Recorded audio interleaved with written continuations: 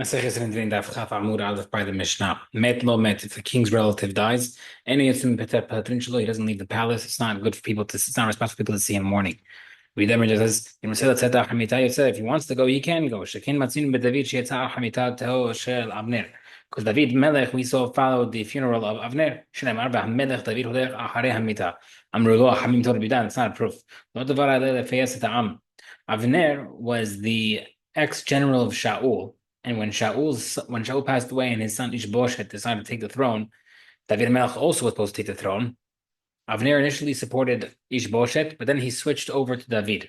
However, David's general Yoav didn't believe that Avner was legitimate, and he killed him. So now David was stuck because people probably thought that he was the one who approved the killing. So to show that he was sad by following the funeral, he showed that he didn't condone, he didn't approve this killing. Anyhow, when they feed the king the meal for being a mourner, everybody lands on sits on the floor, and he sits on a dargash. What's what that is? In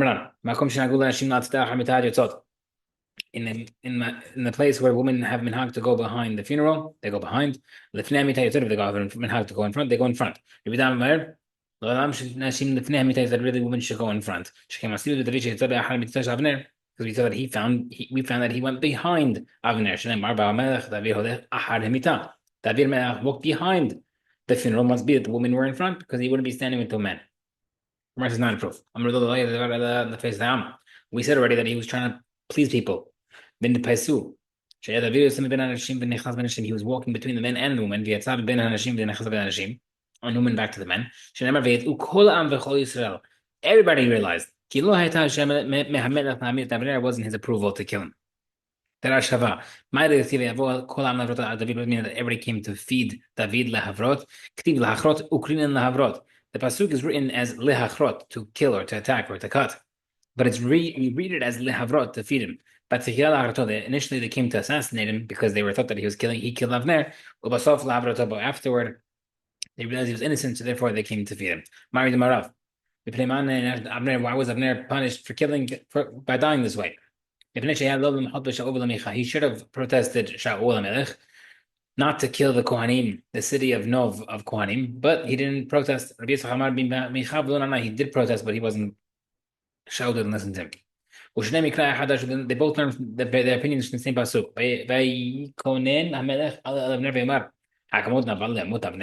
David Melech, when he was mourning Avner, he said, "Should Avner die as if he's a nobody?"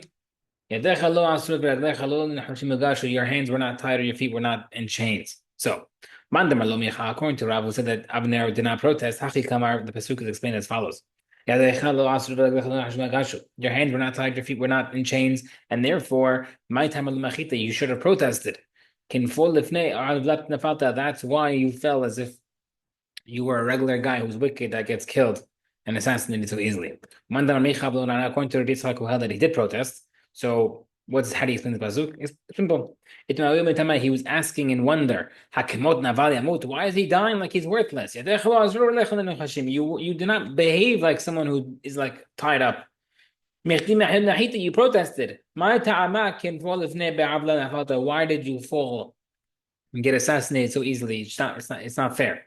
So according to Yitzchak, they did protest, so why was he punished by getting killed? The answer is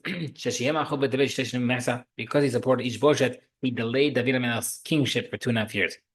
Okay, Mishnah said that the king is fed the meal, he said in the dargash. My dargash. Marula answered the dargash is a bed of good luck. It's used just as decoration. You sit on it, no one sleeps on it. It's just like a part of furniture. It's not used. For a show only. So we're saying 1 second, the king usually never uses his bed, but now that he's in mourning, he should use it. How does that make sense? If we try to remove things from mourners, not give them things, it says, we could compare this to him eating and drinking. In general, he feeds himself and drink and from his own property. Over here, because he's a mourner, people have to feed him and give him. That's the minhag that we support them with food and drink. The mourners, same way he's getting fed, even though he doesn't usually get fed. So too, maybe also he gets sits in the bed that he doesn't usually sit on. That's a different question. But Dargash the practice says elsewhere that a mourner who has a Dargash in his house, he doesn't have to flip it over. He leaves it as is. If it's really a bed of good luck, I can turn it over. But then it says, a person should flip over his bed. Not only his own bed, like sleep over all beds in his house. So according to Allah, why wasn't, even though it's a good luck bed, it should still get flipped over? The Gemara says, what's the problem? Maybe it's like a bed that's used. It's not flipped over because it's not like a regular bed. It's bed for like similar to a bed that's holding something, as used for storage. If the bed was designated for holding items, then it's difficult, you don't have to flip it over. So it's over here. This bed's not a sleeping bed, therefore you don't flip it over. Mar says, new question. Rashba Gomer, Dargash Matir Karafitin Behu Noflim Elav. A Dargash, the way you undo the Dargash is that you untie the material that's tied to the frame. The mourner could just untie it and the material falls off, and that's good enough. You don't have to flip it over. But Isa that after the gada, if you want to see it's a good luck bed, why would it have bindings?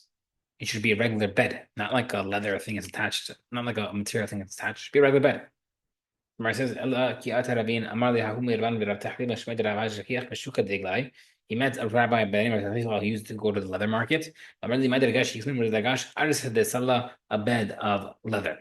It's like a leather coat. In regarding to a dargash, the weaving goes through it. It's attached to the frames through the side, through loops. But a regular bed is attached on top from the frame. That question, at one point, when you're building a wooden item, does it become tameh?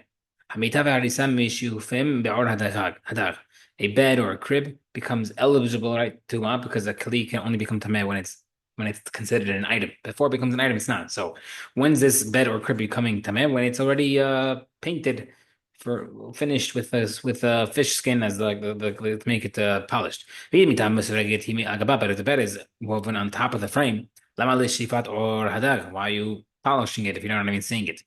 Where it says really the dergash and the bed have ropes that go through the frame and around through it. But the bed is threaded in with ropes in and out of the sideboard's holes. Dargash but the dargash has it's attached through in and out of loops attached to the sideboard, and therefore it's a little different. Okay, that you untie it by a mourner unties the dargash. A bed that has vertical poles, like a canopy bed with poles that go straight up. You could just flip it over on its side, and that's good enough. You don't have to flip it over onto that. No Mishnah. But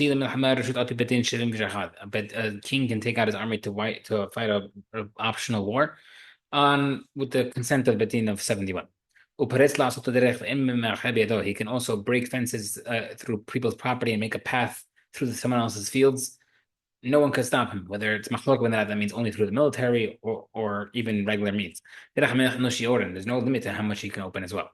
When they go to war, everybody takes everything that they plundered from the war and they bring it to him. Barosh, he takes first choice, he takes first half, and everybody else puts the rest. Why do we have to teach us that we need 71 judges? We have our first Mishnah on the first Perek said that we have 71 judges to decide whether or not we go for a war. Since we're teaching the other halachah of melech, so they retaught the halachah again because it's part of the king's laws. Okay. Amar Rabbi Shmuel, Kol ha'amur b'parashat melech, any halacha, the powers, the rights of a king mentioned in the Torah regarding a king, melech mutar bo, it's allowed. Rabbi Marav says no. When they said that when they said the halacha, it wasn't that he had all these powers. It was just more to give fear in the hearts of people to respect the king. I read it a few times. I'll have it a few more times. But you have to have fear of the king. Anything mentioned in the parasha of the king, melech mutar was mutar. Bidamar says no. Same exact thing. Okay. Bidamar also said. There were 3 mitzvot Bnei Israel had when they entered Eretz Yisrael. First, to have a king. To destroy Amalek. We know what it says. The Pasuk, the Torah says you should make a king. That only when Bnei Israel requested it to Shemuel. The Pasuk actually prophesies that they're going to request the king. Tanya Berta says, when the Hachamim asked for a king, they asked appropriately. They asked a king to judge us. But the regular people, kikalu, they ruined it. The request. They requested a king because they wanted to have a king uh, like all other nations to judge us and to go to war. To go into to have a king to destroy Amalek and Badash. I don't know which not supposed to go first. Kishumur, therefore, Pasuk says, Kiyad al Kesiyah milchama la'Hashem Amalek. Havamer la'amid la'im Amalek techila. It mentions the Hashem's throne because it mentions the throne before Amalek. So maybe you have to have a king first before Amalek. Ben Kiseh le'melech she'emar be'yashov Shlomo al Kiseh Hashem melech must be Kiseh is referring to Hashem. Okay. بعدين يدي من look تخيلا ولا خير زر أوش عملك تخيلا. Now after the king, does Amalek go first or to destroy or king or Ben Betenash comes first? شمال البسوس says بنيخ لخم يكو إبخم بهيا مكو ما شيء بخار هشام. I've remember لأخيت زر أوش عملك تخيلا teaching that Amalek goes first before Bet Midrash. بيخم بدبيرو من also David says بهي كي شاب ملك بدبير بيخم بيتوفى هشام نهني أخلو مساريف. أختي بهي مرة ملك أنا ثنا نبي أنا أنا خيو شاب بتا عرزيم. We see from here that David Amalek wanted to build a Beit Hamikdash even before Amalek, after Amalek. Marsh Lakish. Malach Shlomo al Yerim. Initially, Shlomo ruled among the demons and angels, besides humans. Shemar Vayeshev Shlomo al Kisei Hashem. Was over afterward Malach Atonim. He only ruled the humans. Shemar Kihu Yoredeh Bechol Ever Naharim Titzav Ad Azza. Rav Shmuel say what? Halamar Tifsach Besof Alam Va'Azza Besof Olam. Tifsach was on one side of the world and Azza was on the other side of the world. V'charamar Tisach v'Azza b'Adenu Hayab Yazut. But they say that no, he ruled over these two cities that were next to each other. Same way he ruled over those two cities. He ruled on those two cities that were near him around the whole world as well, just like those cities next to him. That's how powerful he was. Similar concept to how they explain Ahashverosh and Parasum Adai. Afterward, he only ruled over Bnei Israel. What about that? לא מלך אלא ירושלים, אלא רודו בירושלים, שנאמר דברי כהד בן דוד מלך בירושלים. ובסוף לא מלך אלא על מיטתו, after he only ruled over his bed, שנאמר הנה מיטתו של שלמה. ובסוף לא מלך אלא על מקלו, he only ruled over his stick, שנאמר זה היה חלקי מכל עמלי. רבי שמואל, מחלוקת is, חמר מקלו only is talking about his stick, וחמר גונדו only referring to his jacket. Now, basically, this is in detail in Masechet Gittin Daf Samach Chait Amud Bet, I believe. It talks about how the king of demons actually kissed Shlomo Melech in a fascinating story. Text me if you want me to send you a voice note about it. And he lost all his powers. And the question is, did Shlomo Melech return to the initial power of being able to rule over the demons or not? Rav Shmuel, Machloket. One person says, point being said that he did not return to the original power. Melech v'Hediot, he was a king, and afterward he became a regular guy. He didn't get the power back. But according to the opinion of he did come back to his power. Melech v'Hediot, Melech he was king, regular, and then back as king. Next part of Mishnah, you can break through the fence to make himself a path. Automatically the royal treasures that were taken from the opposing king's treasury automatically goes to the Jewish king. The rest of the remainder, the spoils of war, are split half king, half people. It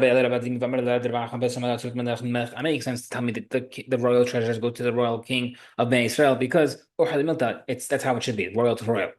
How do we know that the rest of the stuff they split half? The Pasuk says by Shlomo Melech, they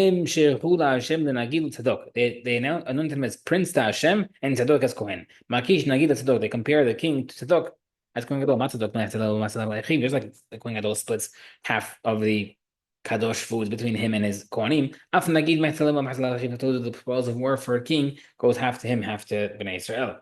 The Kohen Gadol splits half. Rabbi Omer v'aytad la'Aaron ubanav. Pasuk says, "Bagan lachma panim." He split it between Aaron and his sons. Mechtel Aaron, half to Aaron the Kohen Gadol, but that's going to his sons, the other Kohanim.